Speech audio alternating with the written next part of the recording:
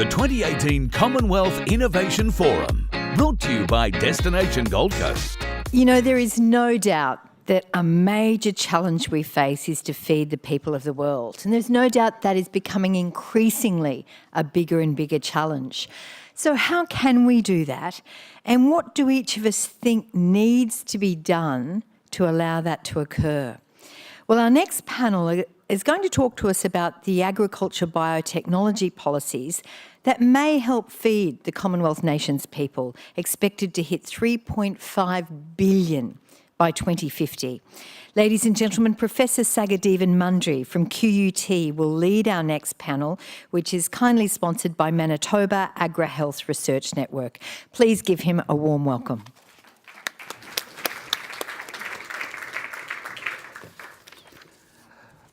Well, good afternoon and welcome to the most exciting session of this, the Commonwealth Innovation Forum. And I'm sure we're going to keep you at the edge of your seats after you've had quite a substantial meal over lunch. Feeding the people of the Commonwealth, particularly looking for innovations that will actually enable us to address food and nutritional security, is what we are going to be focusing on this afternoon. I'm quite delighted to say that we have a fantastic panel with such diverse backgrounds and skills that you would be able to engage through the app that you're aware of, and many of you have been contributing by asking questions and making comments, and I'd like to encourage you to please continue to do that, and I will draw on those matters and as we walk our way through this afternoon. It gives me great pleasure to welcome 5 guests who are going to be part of this panel. Professor Lindsay Brown from the University of Southern Queensland. Lindsay. Richard Catter from Ernst & Young, an agricultural economist. Professor Judith Kimenye from Kenyatta University, all the way from Kenya, based in the outskirts of Nairobi. Judith. Professor Nina Mitter from the Queensland Agriculture Alliance for Agriculture and Food Innovation at the University of Queensland. And last but not least, Dr. Leanne Murphy, the Executive Director of the Manitoba AgriHealth Research Network. Please join me in welcoming all these panelists to the stage.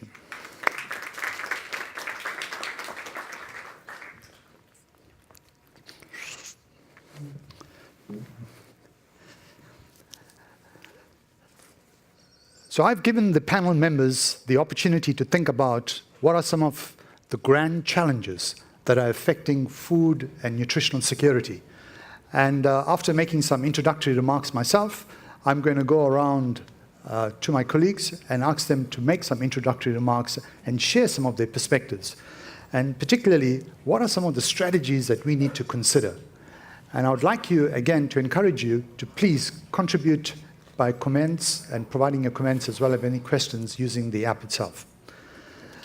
I put up the slide here because it captures a range of issues associated with food and nutritional security across the world, quite agnostic in terms of whether it's part of the Commonwealth or non-Commonwealth. But the focus of this is really going to be on the Commonwealth countries and what we can do to actually feed the people of the Commonwealth. Without a doubt, achieving universal food and nutritional security is a staggering challenge, especially in a world where there's an expanding population, accelerating consumption of food, and many signals that our environment is changing quite rapidly. And we broadly refer to that as climate change, where we are seeing a lot of evidence of this. Some argue that population size and growth are irrelevant, and that the solution is a more equitable distribution of income, wealth, and the available food. However, the reality is that there are quite a significant number of biophysical changes that are occurring to our environment that's impacting on food security. If you take a look at the population growth that we often hear a lot about, and you've heard that the number 3.5 billion being utilized in terms of the number of individuals from the Commonwealth countries that's predicted by 2050. The key thing here is that if you take a look at the population growth that occurred between 1960 and the year 2000, the world population doubled from 3 billion through to 6 billion. And for that, it required the doubling of food production. The prediction that by 2050, the world population will actually be 9.8 billion. And the forecast by FAO is that we need to increase food production by 70%. Now, that's quite staggering. The other sobering set of data that you need to be aware of is that water is a very precious resource. In fact, it's only 2.5% of the water that's found on Earth that's actually fresh. The rest of it is saline. And of those 2.5% of the water, 70% is locked up in the Antarctic ice caps. And as they melt, they literally flow into the oceans. And of whatever water is left over, 70 to 80% of it is used by agriculture. Now, that itself should send a shiver down our spines that we may not be able to have sufficient water to be able to sustain the agricultural activities. A major constraint to food production.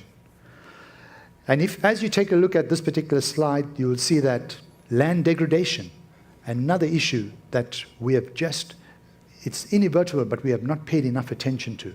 And looking at soil health is something that I think we need to pay considerable amount of attention if we want to get anything close to the food production that we expect. We've also seen a massive urbanization taking place, not just in the Commonwealth countries, but across the globe, where we are dealing with a generation, whether it's the millennials or whether it is the bubble wrap generation that some of the more recent business leaders are referring to. There's an aversion to actually stay out in the regions and on the farms and to get involved in all those mechanical activities at what we call food production. So, taking all of these factors into consideration, I do believe that there are significant threats to actually producing sufficient, and not just sufficient, but nutritious food to be able to satisfy our needs. With those introductory remarks, I will now start off with my colleague Lindsay to share some of his thoughts as part of his opening remarks, and then we'll walk around the room. Lindsay, over to you. Thanks, Sagar. The first slide there, yes, very good. I'm going to talk more about functional foods. So take that small part of food that is described as functional foods, and so foods that can not only provide nutrition, as we heard in that great plenary just before lunch with bananas, but food that can provide nutrition as well as prevent or reverse disease. And just some of our own data, so looking at the Queen Garnet plum, Queensland product owned by the Queensland government, developed by the DPI at Applethorpe. And when we feed them to rats, so the green versus the red, we feed them from 8 weeks to 16 weeks. On the top one there, you can see the change in body weight, so it prevents that increase in body weight. The red one is a high-fat diet. If we look at the blood pressure down the bottom, we can see the green versus the red. So the blood pressure, despite that junk food diet, can be brought back to normal. Now, this is fine looking at this in rats. Does it actually work in humans? Next one, please. And we did some studies with 29 patients with mild hypertension, so blood pressure there 140 over 92, I think it was, and gave them either raspberry cordial, which we called a fruit drink, shows the elasticity of the English language, and that's the red one, and then the purple one is the Queen Garnet plum. And so over a period of 12 weeks, that decrease in systolic and diastolic blood pressure is as good as any drug that's on the market. So any pharmaceutical preparation that's on the market, it's as good as that. That's what we need. We need that evidence. But we need not only the evidence, but the last slide. We need to be able to present it to patients. It's a food. So we can put these into a whole range of things, different ones at the top there. I think Leanne may mention the pulses. I hope. Mm-hmm. Also a major export of Darling Downs, so near USQ, but also seaweed. We're doing some work with James Cook University on that, but a whole range of wonderful fruits from this country as well that can provide those functional foods and therefore have the potential to, by definition, improve nutrition, but also prevent or reverse chronic disease such as obesity, such as IBD, such as osteoarthritis, kidney damage, all of these things. That's the potential. That's fantastic, and thank you very much for that, Lindsay. As you could see, this is evidence-based claims. How often do we get into the supermarket and find that the consumers are quite diligent about looking at what is the nutritional profile of a product that they are purchasing? And often there are claims that are made that are actually not even valid. Often people go ahead and purchase yogurts, as an example, where there's claims of having bifidobacterium and other probiotics. When last have you tried to plate some of these out to find out whether there's any living bacteria in there, and that you're probably better off having your plain yogurt where you've got more lactobacillus in there that's probably going to contribute towards your overall gut health or the number of probiotics that's in you. So this is an important element that Lindsay and his team at the University of Southern Queensland have been contributing to, and is part of a broad collaboration. So we hope to unpack this a bit further. Richard, some of your comments? Thank you. I work in the supply chain space, and we're doing a lot of work around digitising the supply chain. And what we're doing is leveraging existing technologies and applying them to agribusiness, agri-food supply chains to actually drive out waste. So by 2050, globally, we'll need 70% more food to feed the growing population. 30% of all food produced today is wasted, and that's around wastage through the actual supply chain in terms of logistics and everything else, but then also the specification of the food not meeting the consumer's requirements. What we're doing is leveraging digital technology around data, increased communication to actually drive the waste out of the supply chain. So the primary producer and the processor are actually talking to make sure that what the primary producer is producing meets the processor's specifications. The processor is talking to the end consumer, so what the processor is producing meets the end consumer's specifications, to drive out that waste, to increase productivity, and also allow primary producers to get the feedback from the end consumer to allow them to optimise their production. Not necessarily maximise their production, but to optimise their production. So they basically maximise their profit. So they're actually producing the best type of product within the best specification on the actual production system that they have. I recently got contacted by our office in Denmark, I think it was, and they wanted to talk to us about examples of sustainable farming practices in Australia. And I spoke to them about Australia and the environment that we have to produce in, essentially, and we're so constrained around soil fertility, water, etc. And so the decisions that we make to increase the productivity of our land often are around environmental sustainability, so we can actually produce the right product for an extended period of time. So I think, in terms of addressing, I think one of the biggest challenges in terms of feeding the Commonwealth is actually getting the primary production through the process to the mouths of the consumers that need to eat. And then it's around, so in terms of addressing that challenge, it's around leveraging existing technologies, right? So this isn't necessarily around creating new technologies. It's around leveraging existing digital technologies to develop platforms that enhance communication, enhance inventory management, information flows, big data, and everything else. Fantastic. Thank you very much, Richard, for that. Judith, you'd like to share some of your opening remarks? Yes. What I've been very keen on is what Lindsay just shared with us with regards to the nutraceutical properties of some of these foods that are not considered as mainstream foods. And I've been involved in a lot of work in trying to promote what I call traditional foods or underutilized foods, or traditional, whatever term you want to use, but they are very high in nutrients and micronutrients, as we saw from the presentation this morning, but they are not mainstream foods that are being given to the vulnerable population, like the children. And that is one of the things that we've been trying to see, whether we can get the government to help through support, providing some support structures to encourage the availability and accessibility of these rich nutrient foods, so that they can be more available for the people to use them, and also to give them to the children, and for the food industry to pick up the queue also and prepare process some foods which can be put on the shelf, because now people are buying food more than they used to before. And in Kenya at least, and I know it's happening in other countries. And so if they could make these foods in a form that is available, easily available for people to be able to use without going through the crude methods of preparing some of these foods, that is discouraging them from using them. And as he has just also mentioned, our concern is actually also the food wastage and losses.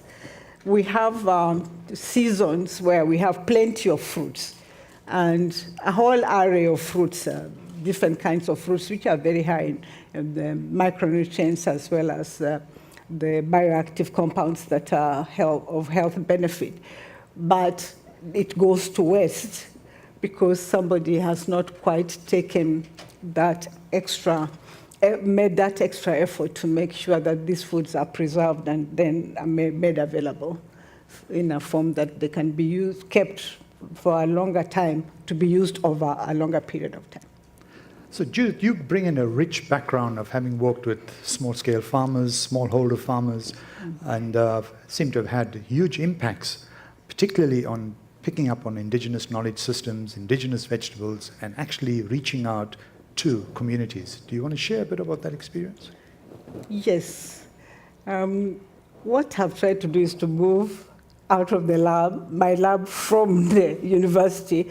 I teach at a university, by the way, and take this lab to the community, the village, where people are, so that we are working together right from the beginning. They have to understand that they have a problem to start with, appreciate that, and then work with them through the solutions that you are trying to bring to them, so that when you come in eventually, like with a fortified orange-fleshed potatoes or the banana, it's not something new or strange to them. So it's very important to involve them from the beginning, and that is the gap that I've realized that we need to actually close, because we are working from the top and then taking it down there and hoping that they will pick it up. But what I've seen, and I've seen it work, is that you go and work with them. We call it participatory research. You get them involved, they understand what you are doing right from the start, and you involve them in making all these recipes and trying out to see what works and what doesn't work. How much should they actually eat for them to realize the amount of the beta-carotene that you want them to consume from the orange-fleshed sweet potato, because it's one thing telling them to eat it, but how much and what methods of preparation actually would work out for the bioaccessibility or bioavailability of those particular bioactive substances that you are trying to give them. So you really need to move your lab to the beneficiaries. That's an excellent point. And following distinguished Professor James Dale's fantastic talk earlier on, prior to lunch, after the talk we had a chance to chat a bit about the orange-fleshed sweet potato. Having just returned from Kenya 2 weeks ago, and having spoken to some of the locals, it seems that those who have developed some of these products were not aware of actually what the consumer needs really were. Those orange-fleshed sweet potatoes were said to be too soft by the time it was prepared. And they were calling it baby food, and hence the public were actually distancing themselves from that and saying, we would prefer to have the traditional sweet potatoes, because when you prepare it, it's harder and better to consume, etc. So little things like these, while it might seem like easy solutions to problems, actually may create more barriers for adoption. Leanne, would you like to share some of your opening remarks? Leanne is the Executive Director of the Manitoba Agri-Health Research Network, herself a farmer, heavily involved in the policy environment and advocacy. In fact, MAN and Life Sciences Queensland have a sister relationship, and this goes back to at least 8 years, if I remember correctly. Excellent, thank you. And pleasure to be here. I always say that Manitoba, so geography lesson, center of Canada, center of our universe. And we find that Queensland is adopting that as well. Center of the University of Australia, there's other places I understand in Australia, but Queensland is where we seem to find. So that's our Mutual Admiration Society. My role really is to bring in some of that grand challenge piece that really bridges from what the science is offering to us to what consumers need. More importantly, though, is to try and look forward, not so we can do more planning, but so we can do a little bit more action. So I actually took the approach on this panel of saying, if I had to think through what are some of the grand challenges, if I was sitting down doing a grand challenge piece, what would those things be that would either drive me nuts or inspire me? So I came up with 4. This conundrum of a malnutrition existing in a world of increasing obesity, sometimes in the same country. How do we balance that? And this is not just a developing world issue. We have got malnourished people in every community, in every strata of life. So we can't bucket this as a us versus them. It simply isn't that case. And until we accept that, we're not going to move forward. The other one, I think it came out very well yesterday. We, as scientists, continually use science to explain science. And we are shocked that people don't understand what we're trying to communicate. We see that in this whole world of functional foods, nutraceuticals, anything that we're doing that brings in new concepts that maybe we're not using the correct phrasing. So that to me is a huge challenge. It really crosses all the industries. I think we had talked about value capture.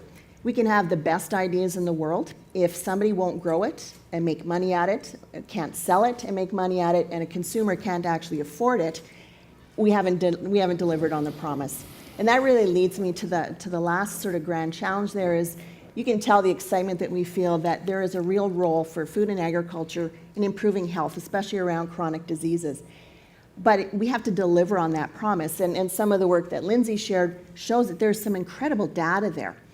We all get excited by it, but we're all in that community. What we need to do is broaden out beyond that. The panel on health, that was before Dr. Dale's presentation. In this next, and I don't know where Mario is, the next time we do this, those health folks are sitting with the agriculture folks and talking together rather than saying the health people, I heard obesity and quality of life issues and stuff. Yeah, we got solutions. We just need to make sure that we're sharing them and using the evidence that is acceptable, in a pharma-driven world. Lots of challenges, but to me there's linkages, and this is really what gets exciting is when you distill it down to what we're actually looking for. Right now we have 2 issues. Failure to match what I call demand with supply.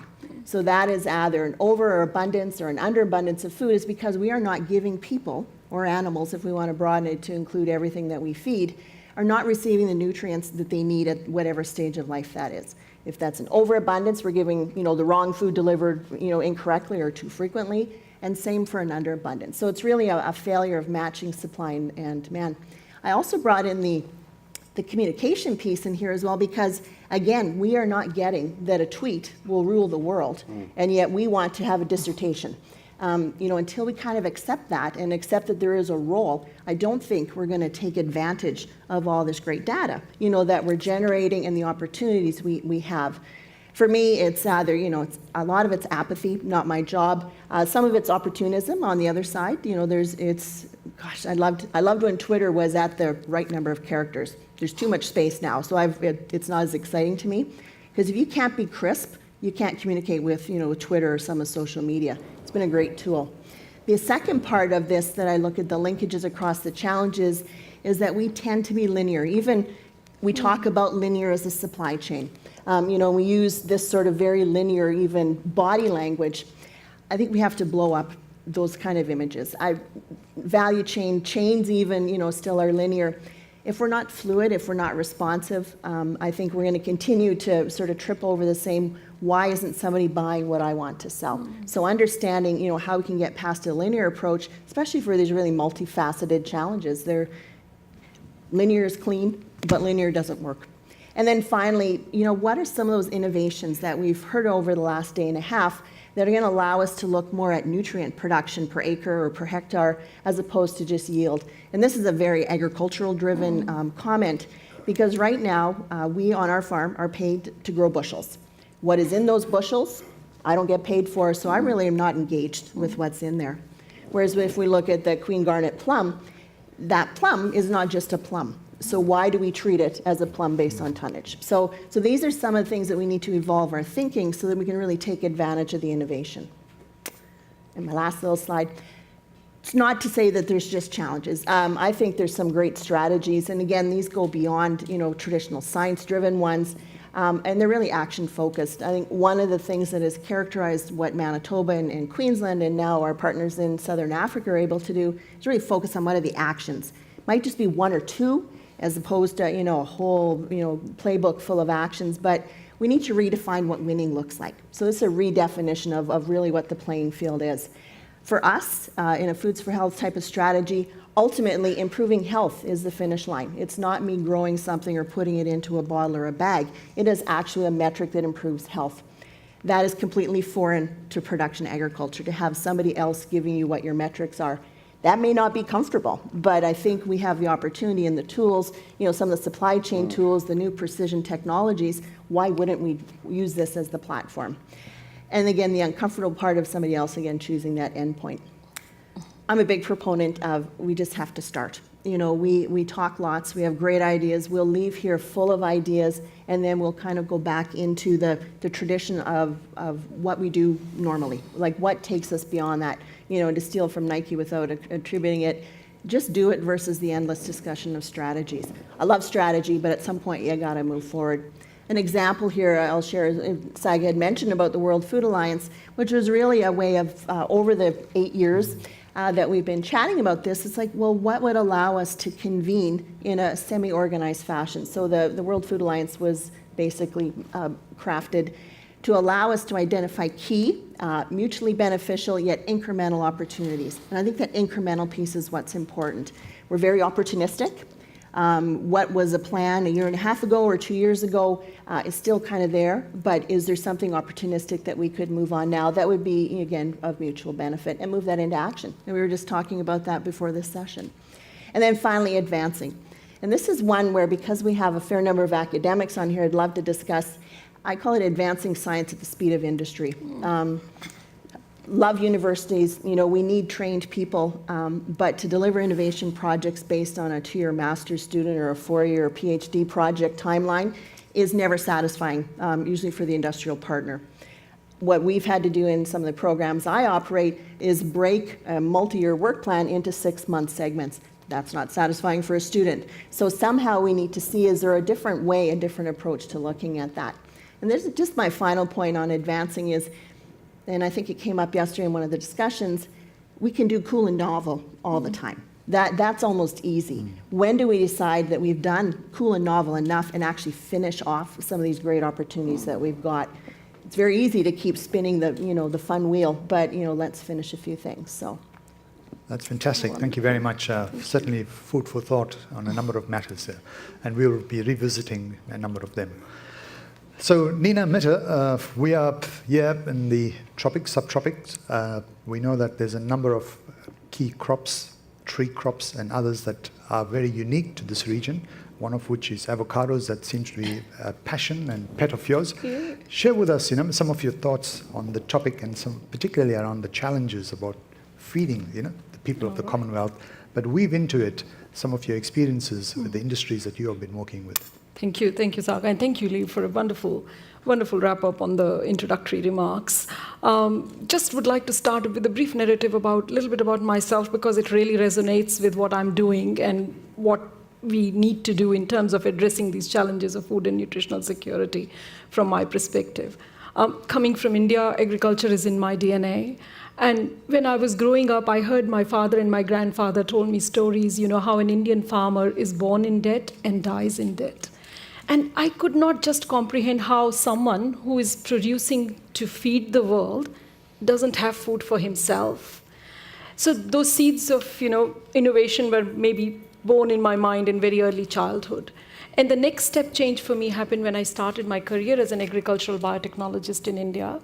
At that time, we had to do a mandatory training, and I was adopted by a farming family for a period of time. And I remember the last day of that training, my head is full of biotechnology. I really sincerely believed biotechnology can solve all the problems in the world. And I'm telling that to this wise old farmer, and he looks at me and pats me on my shoulder and says to me, daughter, if you can give me a handful of good seeds, I can do the rest. And that sort of has remained my passion, that we all should really work towards the challenge of giving that good seeds to that farmer so that we can have enough food and can address the challenges of food and nutritional security. So the journey has seen me now taking over as the director for Center for Horticultural Science at the University of Queensland.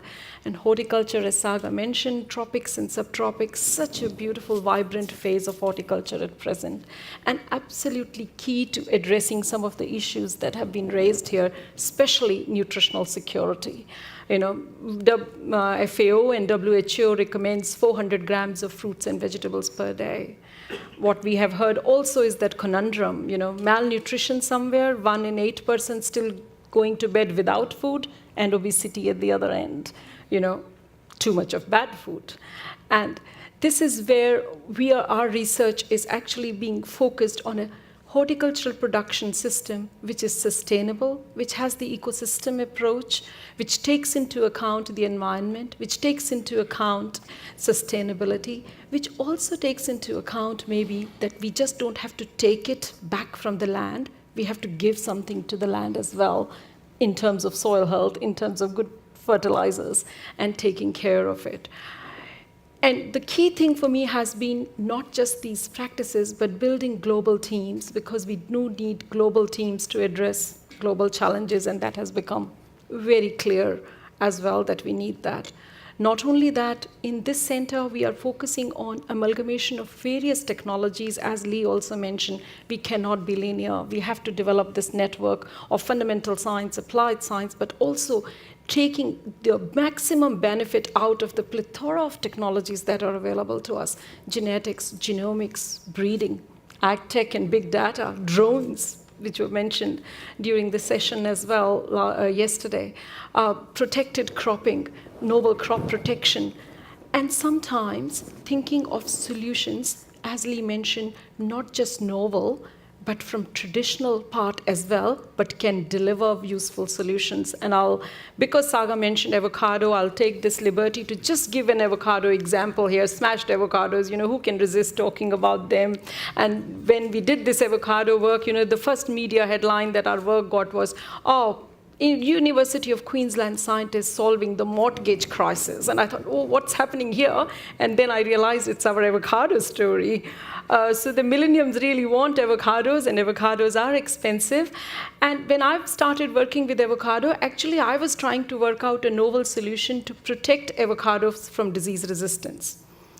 When I met the growers and started working with avocado, I had never tasted an avocado before coming to Australia. So it was like a new fruit for me as well. And it took, you know, a little bit of to and fro to develop that taste, but I absolutely love avocado now.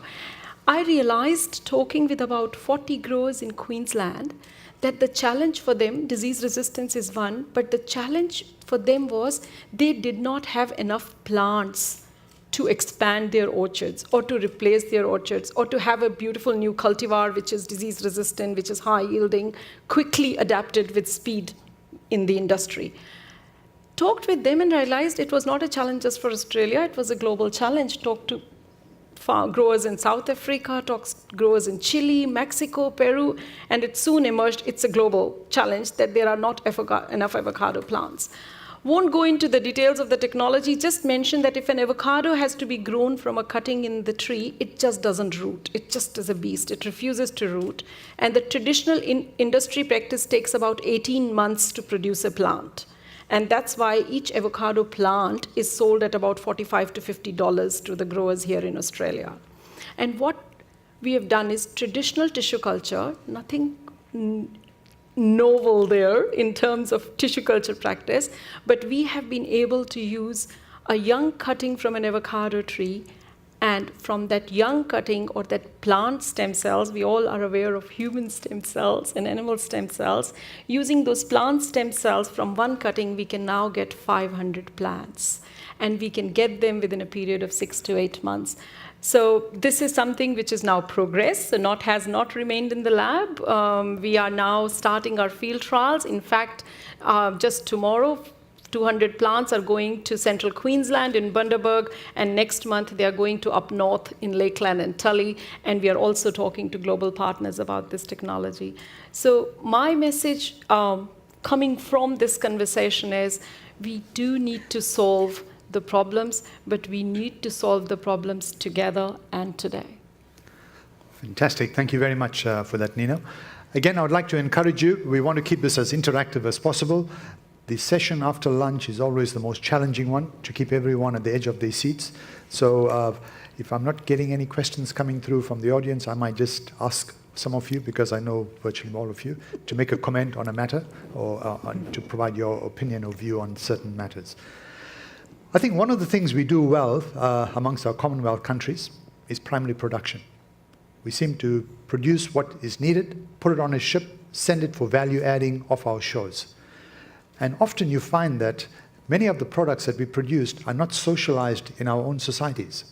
A classical example here in Queensland, we produce close to 60% of all the chickpea that's grown in Australia, and 98% of which gets exported, mainly to the Indian subcontinent, India, Bangladesh, Pakistan as an example. Likewise, we produce about 80 to 90% of all the mung bean that's grown in Australia. And again, about 98% of it gets exported. Now, I know that in my daily, weekly diet, I'm eating chickpea and mung bean at least 5 to 6 times a week. And guess what? Where my products are coming from? More than likely grown here in Australia, exported, value added, and brought back. And the chickpea clearly is split, so there's some additional costs associated with that. But more importantly, there's a lot of perception around the anti-nutritional factors in many of these products that often are misperceptions or misconceptions. And we need to break these. And as you've seen and heard from Lindsay, we need to provide evidence to the consumer that, you know what, we could make a garlic bread from the pulses that are grown here. And instead of you actually just having a garlic bread that is so rich in starch, it could also have a protein profile that could help satisfy our nutritional needs. So I would like to start off with you, Richard Innerman. We talked about, if you looked at the ag economic perspective around value addition and value creation, can you share your thoughts on this? I think it's a very, very apt topic in Queensland, because we are very good at primary production, and I'm not going to say we're not good at the secondary processing and everything else, but everything gets sent offshore, right? And that's around labour arbitrage, essentially. And often when we get it back, it's a lot older. The product is a lot older, a lot less fresh than what it originally was. And so, one, we're actually getting a reduction in the quality of that product if we were to process it onshore, and then secondly, we're probably missing out on opportunity domestically. And that's the same with livestock as well, right? So we do a lot of live export, as well as offshoring primal cuts to be processed offshore, to then products to be sent back. Is it necessarily a bad thing? I don't think so, because if we can maintain the quality that we get back, then it's potentially a good thing, because there are different economies that are better suited to do different things along the supply chain. And I think one of the things that the Commonwealth is exhausting and should exhaust fully is collaboration, and collaboration within the organisation. And it doesn't necessarily have to be restricted to the Commonwealth, obviously. With our close Asian partners and the opportunity to work with them around the sort of full end-to-end supply chain. And if we look at the challenge of feeding the Commonwealth and feeding the world more broadly, it's around ensuring that, and I call it inventory management, right? It's around moving products to the right places for them to be processed to basically optimise the outcome.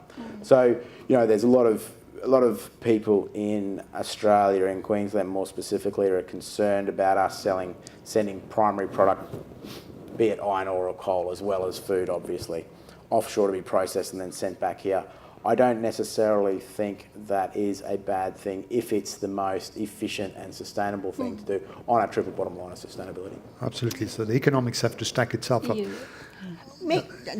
go first. Yeah.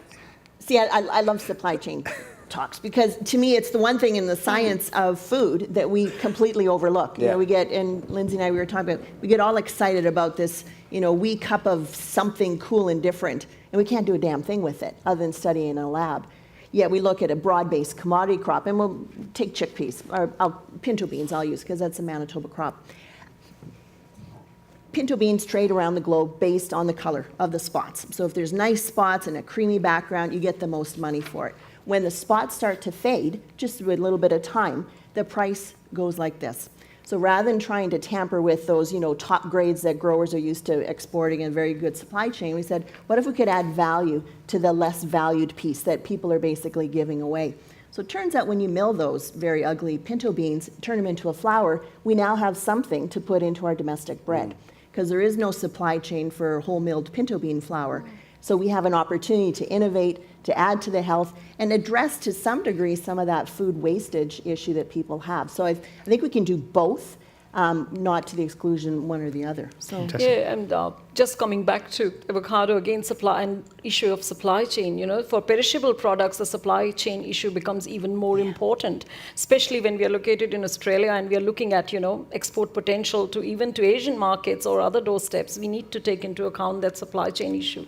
Absolutely critically, especially for perishable fruits. And I'll also give another example of melon here. You know, I was approached by the melon industry people and they said that we do not have a marker for ripeness at the moment.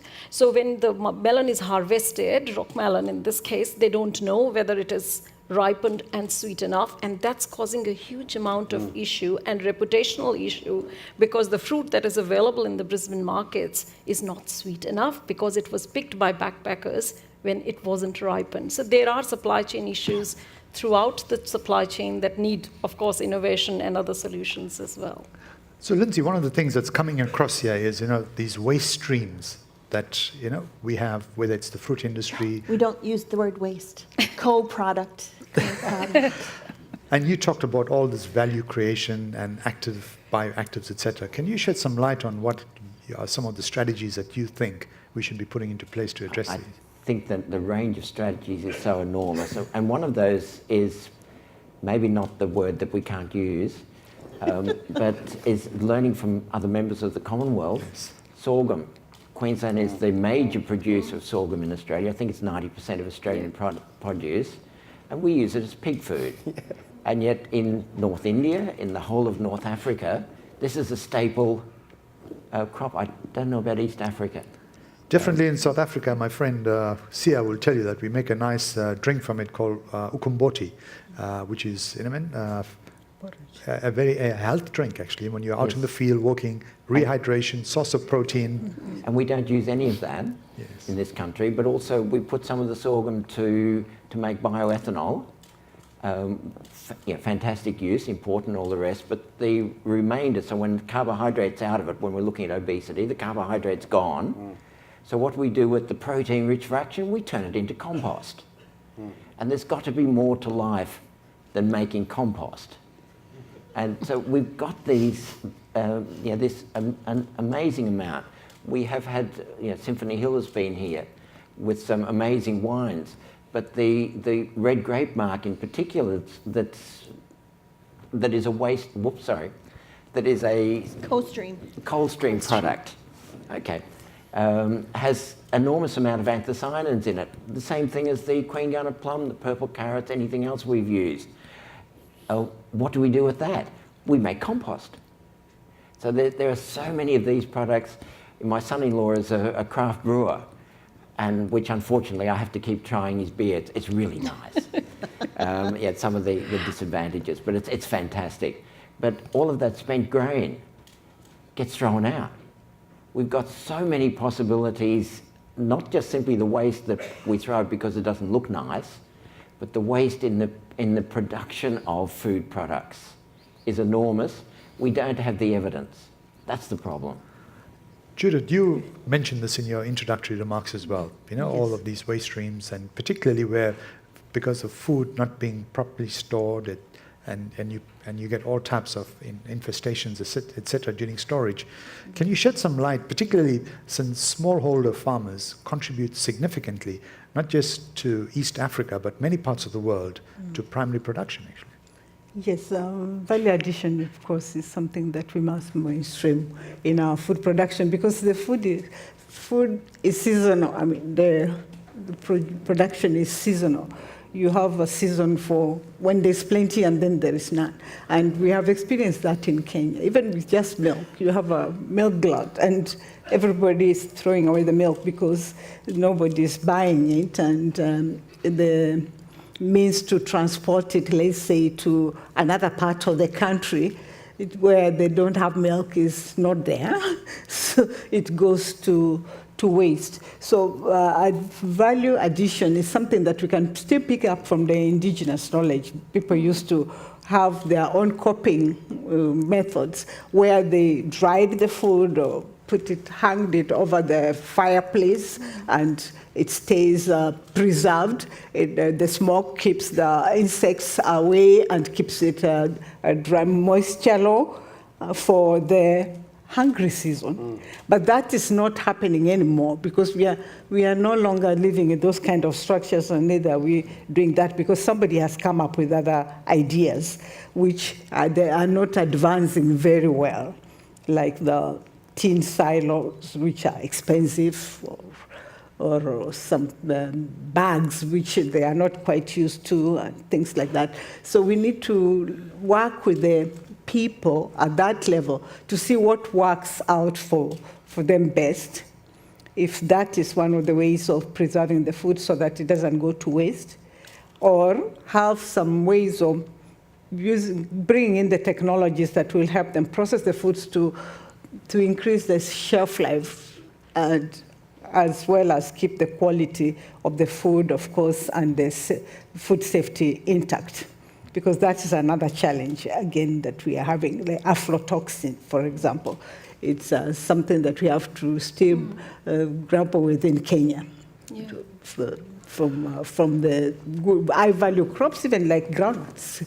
Yeah, they are good for adding to the children's food, but if they have the aflatoxin contamination, then they become of no value. So Nina, you have been quite an innovator in developing strategies to actually deal with unique pests and diseases, etc., but in a more eco-friendly way and less harmful to the actual consumer. Do you want to shed some light on that? Yeah, and as Judith mentioned, aflatoxins is one of the issue, and aflatoxin is actually caused by a fungal disease. It's Aspergillus flavus. That's a fungus that infects the peanuts and therefore produces those toxins, and it's an issue with corn as well. Now, we've been saying, we need 70% more production, and one of the key factors for that production is that we need to reduce crop losses due to pests and pathogens. At present, 20 to 40% produce is lost due to pests and diseases. And it's really mind-boggling stats that I was looking at, that it takes $259 million to research and produce a new chemical product if you want to bring that chemical product to market, and only 1 in 139,000 maybe actually gets registered. And then what happens? We have issues of pesticide resistance. Looking for new chemicals is becoming difficult. Not only that, we have toxicity issues as well. You hear news, which is really sad, 14 children dying after consuming a community meal that was contaminated with toxic pesticides. We heard a wonderful talk at the dinner yesterday by Penelope saying, runoff to Great Barrier Reef. We need to prevent that toxic runoff or extra nutrient runoff to our Great Barrier Reef and precious waterways. So when I was looking at that issue, I was saying, is there an alternate way not to use these chemical pesticides? But I'm also a gene technologist, so I was also making genetically modified plants using gene silencing, and yes, they are resistant to diseases, but they are genetically modified.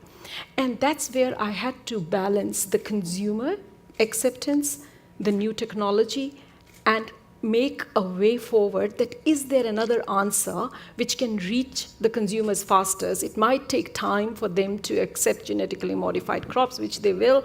Necessity will make it happen. But in the meantime, is there some way that we can make it faster and advantageous? And that's where Saga, we developed a technology called BioClay. Now, BioClay, we use clay nanoparticles, which are just made out of aluminum and magnesium. They have nothing else in them. It's a degradable clay. It'll just, when you spray it on the plant, it'll degrade into magnesium and aluminum, which are nutrition to the plant itself. And into those clay nanoparticles, we package, I will say, a vaccine for the plant, an RNA vaccine, which is actually an RNA from the pathogen itself, whether it's an insect or a fungus or a virus. And when sprayed on the plant is now armed for defense. Now it's prepared. When the virus or the fungus will come, specific only for that virus or for that fungus or for that insect pest. So we are also overcoming the issue of damaging our useful microflora. When we are killing an insect pest, we don't want to kill our monarch butterfly, or we don't want to, damage our bees. So that specificity is also there. But this is absolutely non-GM as well, that because that virus RNA or that pathogen RNA is not integrated into the genome of the plant, and the Overseas Gene Technology Regulator in Australia has recognized that, and we will be getting that legislation amendment very soon. So this is not for the life of the plant, but it's an absolutely wonderful, sustainable protection method for a clean, green, safe produce, and that's what the consumer wants. They are very much aware of provenance now. It's not just, an avocado or a banana. Where did it come from? What was it sprayed with? Where was it packed? Where did it originate? Did anybody hug it? Yes. So this is where Saga, the BioClay innovation, is sitting at the moment. We have wonderful industry partners, and Bill and Melinda Gates Foundation funded it initially and is progressing. As Jim Dale mentioned, there is a timeline, but in case of this timeline, the only advantage we have is we do not have to wait for transformation. As Jim was mentioning in banana, 4 years is just to get the plant ready to go into the market. In this case, the spray can be made within 3 months because we are not doing any genetic transformation. So yeah, absolutely excited about that. Fantastic, contribution of new technologies, to this. Did you have a question, ma'am? Yeah, I have a question and a comment. Can we get you a microphone, if possible? Just give me a second. Is there a microphone here? There's one there. Might have to switch that on.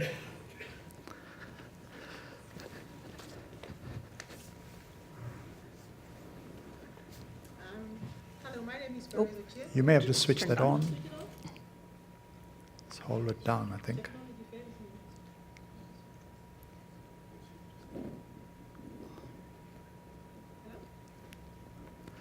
The handheld. Lockie, if you could just... Hello? I hear it. That's brilliant, thank you. Now, very interesting topic for me, and I find it very useful. But I just want to share my thoughts and perhaps maybe throw a challenge to the whole panel. I just want to share with you my experience and how I feel. And I almost sit in a place where I feel that there's so much disconnect with all sectors, all across from the growers up to the consumers.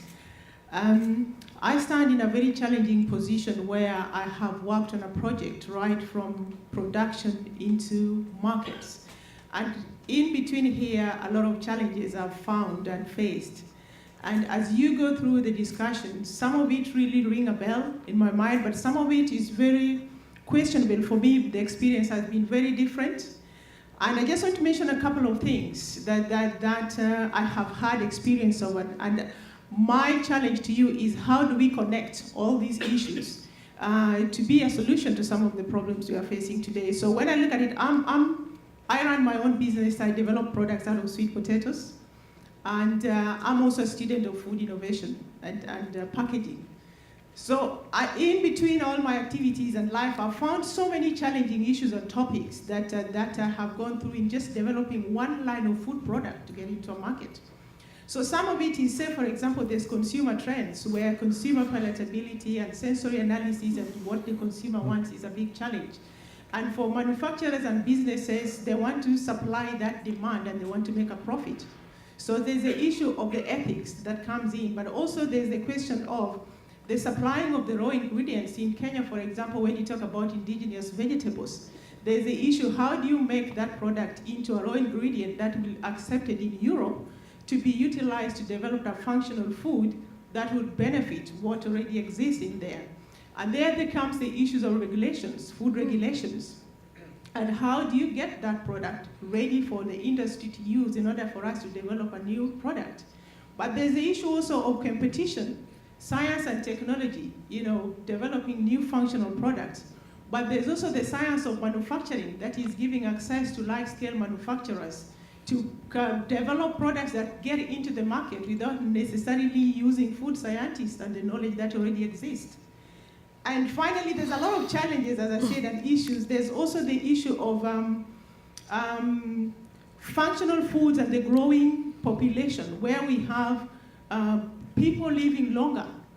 And whereas we talk about children in Africa and the issue of vitamins and lack of vitamins and deficiencies, we have the same issues in Europe today.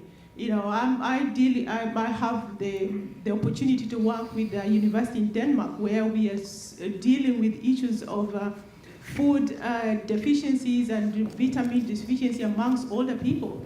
And there's a big issue of how do we feed the older people now, because they need a different set of vitamins, palatability for their foods, and also their swallowing ability. So there's a lot of things. And there's also last thing that is real to me, is the availability of packaging, which is making our food shelf life much longer. So is food innovation driven by science, or is it driven by packaging and the technology that is available? And all in between here, the issues of logistics moving from one country to another, then the issue of food loss and waste.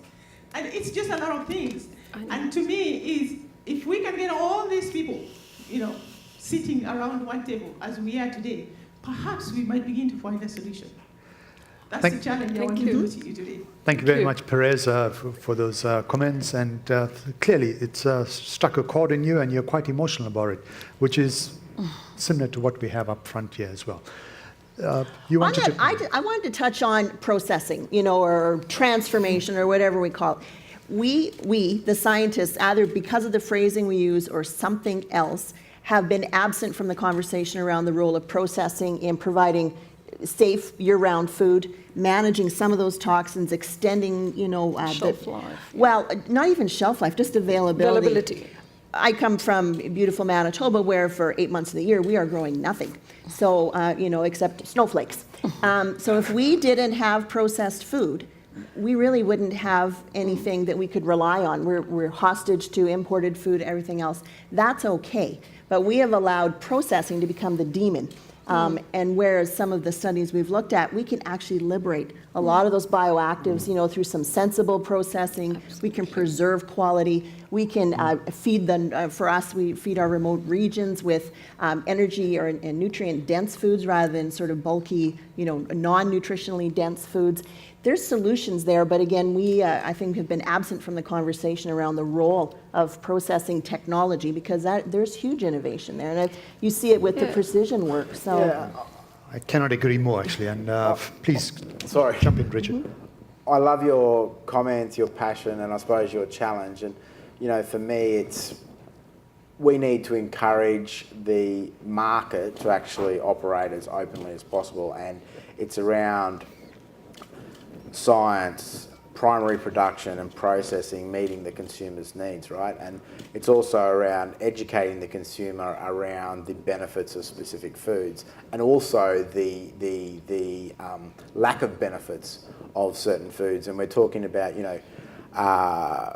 nutrition deficits and around the world, and starvation and everything else. But you can go into the outer suburbs of Brisbane, no doubt, where you will have children that are not eating the most nutritional diet, and I think that's purely a lack of education and access to good, nutritional food. I think what we need to do, and this, I'll go back again to a digital supply chain where there's increased communication from the consumer to the primary producer through the processor, is around increasing that level of communication and feedback and everything else. So the primary production and the science is actually delivering what the end consumer needs. And it mightn't necessarily be Australia producing food that goes into Europe because they mightn't necessarily need it or they mightn't have the appetite for it. But it's around really refining what we do so we're actually producing the most nutritional diet under the most efficient means. I think you go into our major supermarkets in Australia and you'll have access to this ridiculous range of different products. How much of that produce that's sitting there gets, I'm going to use the term, wasted. Wasted is phenomenal because there would be products there. You go into one of the majors here in Brisbane and they will have pomegranates, for example. I would love to see how many of them actually get sold versus how many get thrown out, And I'm a big fan of pomegranates, don't get me wrong. And then the avocados, the avocados that arrive in the majors, you'll go to the cafe at the produce markets in Brisbane and you'll eat their avocado and it is amazing. You'll go and buy the same product at one of our major supermarkets and the amount of that product that you waste because it hasn't been treated properly through the logistics chain, the cold chain, etc. Things like that where we just have to turn the dial and refine the way the way that supply chain operates will massively reduce waste, I've said it again, but meet the specific requirements of the consumer, and that's what the challenge is. And it is a challenge, but the pieces to solve that challenge are there and they are in existence. We just need to pull them together.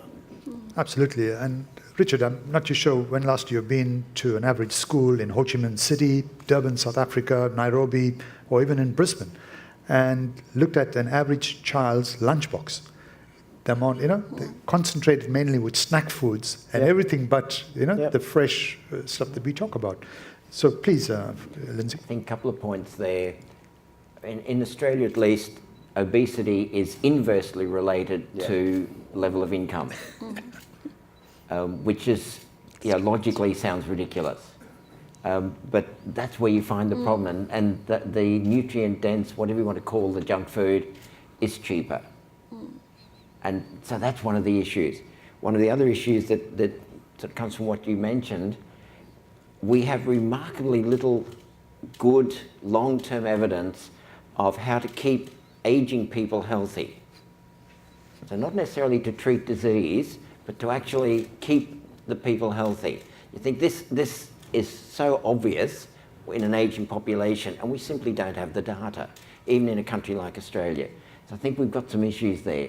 The Queen Garnet plum, yes, we can have the nice pictures of it as a fresh fruit. That's 6 weeks a year. The company has developed other products, but we need to really make that a priority because we've got to be able to have the material for the other 46 weeks a year. Yep.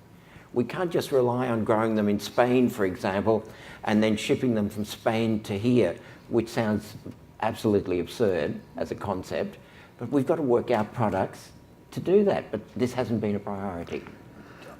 Nigel Greenwood from the audience has raised a very important issue, and that is, while we are focusing on trying to feed this 3.5 billion people from the Commonwealth countries, or the 9.8 billion across the world, we must be mindful of the fact that, there's a collapse of our existing food resources, arable land, fisheries, etc. So what are some of the strategies that we could put into place that will help us at least arrest that, if not start to utilize that a bit more smartly? I'll just, in fact, absolutely valid point. And for me, it is really critical to treat not just the plant that you're growing on that land as a live entity, but to treat the land on which you're growing that plant also is alive. It really needs your respect. It really needs your love and attention as well if you want to grow more from it. And that point cannot be stressed enough. And that's why I think that's a big challenge for us as well, that we need to really take care of that land on which we are growing these plants.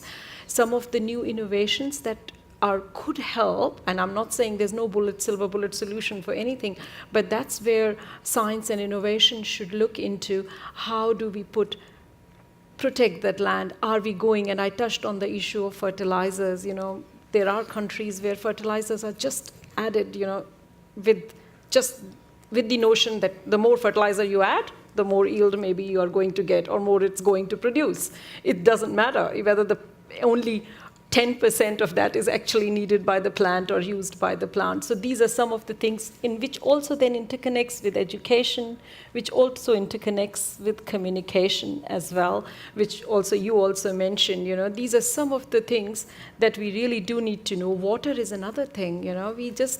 We don't have enough water as it is, and therefore contamination of water from industrial runoff or from pesticide runoff, fertilizers runoff, once again we need, and we are quite a big population at present, so if we put all our minds and heart together, I'm sure we can find solutions, and these solutions are happening. We just need to build those teams to make those solutions a reality. Those very pertinent points. Just something quick. We also have to look at alternatives. Some of the work we're doing with James Cook University is looking at seaweeds. Most Australians will think of seaweeds as that awful stuff on the beach, and they won't eat it. But using that as a way of cleaning up fish farms, for example, the water goes out of the fish farms. So in a way, this is a secondary product that actually improves what the water goes out to the reef in this case. But then getting that as a product, persuading people to eat it. Now, it's not only Australia. India has only a tropical coastline. Yeah. And whatever the number is, 1.3 billion, maybe more people. There's the resource. Yeah, absolutely. Yeah, absolutely. Judith, you wanted to add to that? Yeah, well, from what I'm hearing, we need to have a way of come up with models of what would I say? Packaging all this as a package when we give it to somebody, like what she was trying to say. So that it's not coming in fragmented bits and pieces from somebody else. So if I'm going to use the nutraceutical as an incentive to motivate people to want to take my product or to eat or to produce or to plant, to grow certain crops, then there also has to be the information within that on how to protect the environment, how to irrigate, how you can process this food so that you retain the nutrients as well as the food safety, and what else you can do with this food. But we have not been doing that very well. We take bits of information without putting it in a package. What we did one time, it was a consultant with the USAID. They wanted me to put together a booklet for home gardens, so forth. And you see, immediately that's what came to my mind, that it has to be all inclusive. So they kept telling me, this is too big. We didn't want it this big. But I said, now, if it's not this big, then it won't be complete. So it comes all the way from the production, how to manage the insects, the ecosystem, how the water and the crops and everything is related to each other, the compositing of things and so forth, and actual preservation, and how you can use what you have without getting chemicals and other things that would contaminate the food by the end of the day, because we are actually grappling with too much chemicals in our foods. And so you need to have a one-stop shop, in other words. Put everything the information that this person needs together in one basket and then deliver it to them. Seg, I just wanted to pick up on so I'm an optimist about the ability of production agriculture to actually keep adding to the basket. And I'll give you an example from Manitoba, and it's soybeans. So about 15 years ago, Manitoba grew about 900 acres of soybeans because there's a certain temperature at which the flower pods will abort. And that was our temperature right around flowering time. A simple genetic switch turned that off, and we're now over 2 million acres of soybeans. This is what technology can do for us.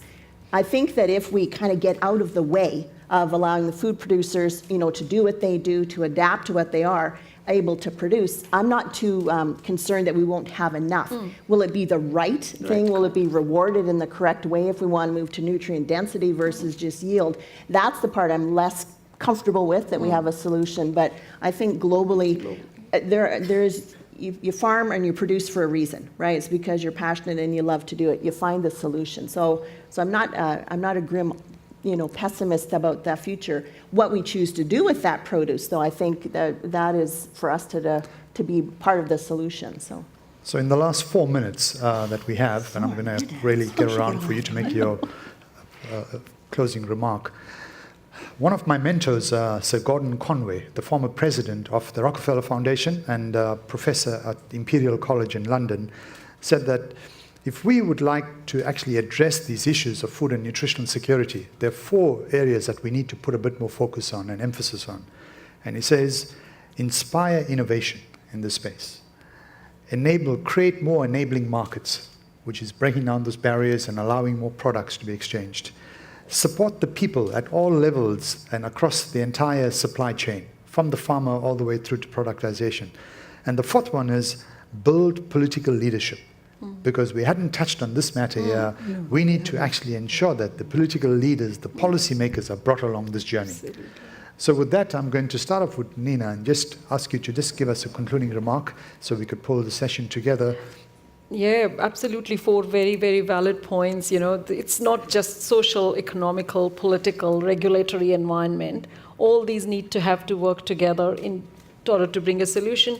For me, the key thing that I would like to see, of course, innovation, but absolutely would love to inspire young minds and young children and young adults to really get into this with optimism and positivity, and definitely we will be able to solve those challenges. Fantastic, thank you. Leanne?